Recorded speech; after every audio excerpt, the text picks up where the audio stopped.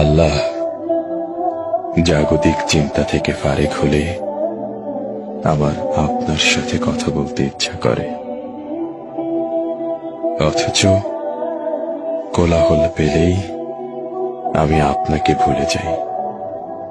বিপদ পেরিয়ে গেলেই হয়ে উঠি উদ্ধত। নিজের হাসরের দিকে তাকালে দেখি গুনাহের ভারে নুয়ে আছে আমার মিজান। পুলসিরাত পার হব, নেই তেমন কোনো জান।